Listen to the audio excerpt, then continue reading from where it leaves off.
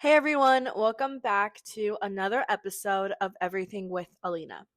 Today, I will be talking about the girl who went from doing TikTok dances like The Renegade and Savage to going on tour and having sold out tours, touring with Charlie XCX and Lana Del Rey. So, if you don't know who this is, it's Addison Rae. You might remember her from 2019 to 2020, back when TikTok was really big and TikTok dances first became huge. She was a TikTok star. She was on Musically. She would do a bunch of dances. She was in a couple of episodes of Keeping Up with the Kardashians, so you might also know her from that. But we're going to be unpacking one of the most remarkable pop transformations ever, honestly. We're going to be talking about the rise of Addison Rae, from a viral TikTok star to pop music's latest powerhouse. So first, we're going to talk about her time on TikTok.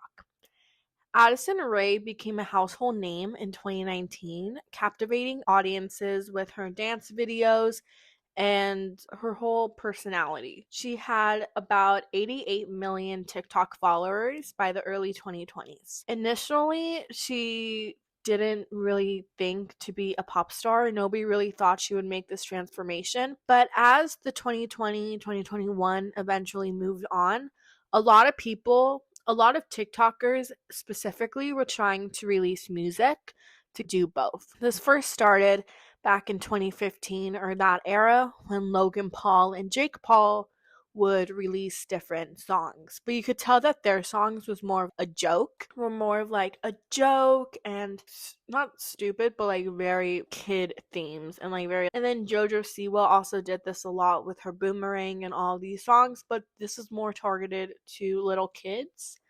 But Addison Rae, in case you guys remember, back in 2021, she did release a song called Obsessed. It might have been just me, but I was really obsessed with this song at the time.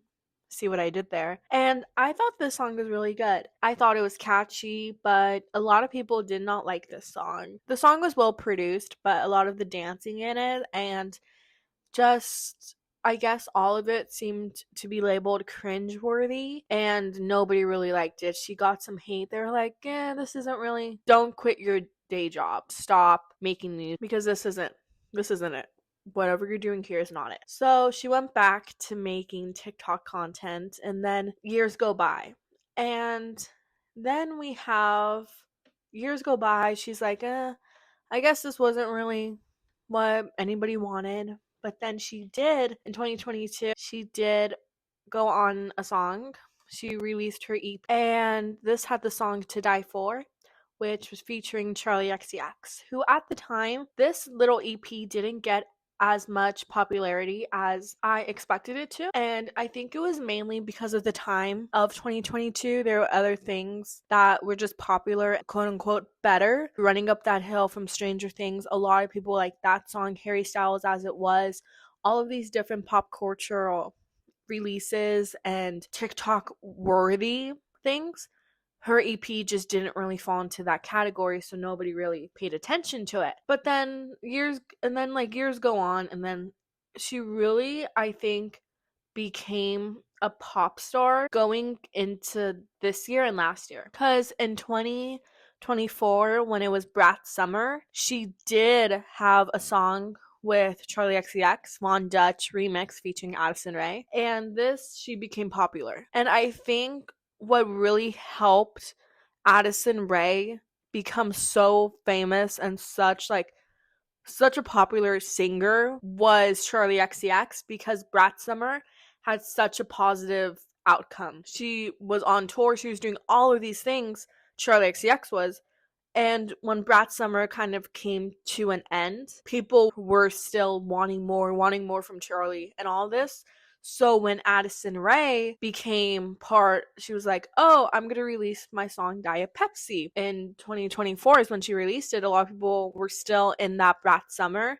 That Diet Pepsi was kind of like Brat coded.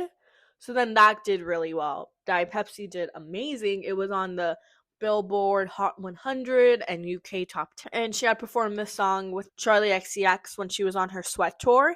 So that's where she first began her popularity. And then she came out with Aquamarine like a month later, and that did amazing. And it was featured on stage in Coachella. It was just all of these good things were going her way. And so then she released High Fashion and Headphones On earlier this year. That again, it did so good. People were like, it's giving Brat Summer. We need more. We need more. So when she released her debut album, Addison, it did so well. It was only 12 tracks, but I remember listening to it for the first time like 2 weeks ago, and I loved it. Like, my favorite song on that one is Money Is Everything. I just think it's such a catchy tune. And she had, what's so interesting is when other artists or other TikTokers tried to make this dramatic of a change, it just did not end well. Because I remember Charli D'Amelio went through that phase where she was gonna write music and she wrote If You Asked Me To or If You Wanted To. And it just didn't really do that well. And then we all remember 2020 with Dixie D'Amelio with Be Happy. Dixie wanted to be a pop star, but obviously it didn't really work out in her favor. And then Charli was like, oh, let me try making music. And again, it didn't really work out in her favor. But when Addison did it, everybody loved it. It was amazing. And that just goes back to the whole like, oh, Charli XCX released this type of music and we really like that music. We want to listen to more music like that. So then the Addison Rae music was like Charli XCX. So more people were like, we need to buy this. We need to listen to this. She's going on tour with Charli XCX. She's making appearances. We need more. And when like she performed it with Lana Del Rey, it's like, we need more of this. So we're going to like Addison Rae. We're going to be excited for this. And then that album itself did so well. And it's so interesting because I think what just really like is so crazy to me is just thinking how she went from being this TikToker to this pop star to this like quote unquote amazing thing, to this amazing singer and this amazing songwriter. And she's going on tour, and I remember searching up like, oh, what if I see Addison Rae on tour, how much is it gonna be? And it was like $130. And I was like, what? I didn't know that she was that popular or that big of an artist, but she was. And going more into Addison Rae and her music journey is just so crazy because I honestly have to say, she's famous because of Charli XCX. But in the best way ever, in the best possible way, she is famous because of Charli XCX and because of Brat Summer. And because Brat did so good, everybody wanted more. So when Addison came along and she was like, hey, I'm just, publishing this album, I'm just like releasing this, and it's like kind of it's giving Charli XCX, let's listen to it. And especially like right now, like with the whole summer vibe, it was a good thing that she came out with it in summer also, because a bunch of the songs were like that fast club, I'm gonna go party, money is everything type music. And it's feel good music. It's like, oh, you're having a bad day, go listen to Headphones On. She understands you, she gets it. It's this whole thing, oh, you blank, oh, go listen to this song, that song's really good. And Brat Summer, going back to Brat was like so crazy. Like, it was such a big like hit or miss. This is either going to do really good or this is going to do really bad.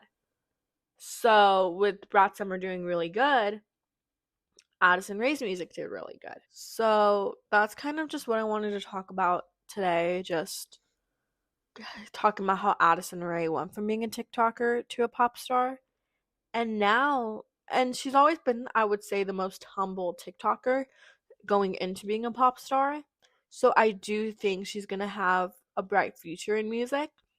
Also because TikTokers kind of like aren't there anymore. They aren't really a thing because there's so many influencers. It's like, oh, you're not really that quote unquote special because, there's like hundreds and thousands of influencers.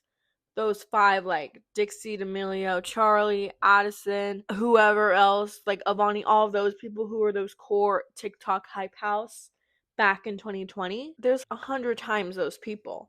There's all these new influencers coming along, and I'm gonna do this, I'm gonna do that. So being the TikToker, you're not really that special because there's so many. So I think that's also why so many TikTokers are trying to convert into music. But not all of them are executing it the right way, except for Addison. She really took advantage of, oh, Charlie wants me to be on a song with her. I'm going to do this. Oh, her music's doing really good. What if I do like music like hers, but I'm not fully copying her? And I don't think Addison is copying Charlie because it's still so different of songs, but it has that hint of brat. And I think that's just really what's doing well right now in the music industry. So, anyways, that's really just what I wanted to talk about.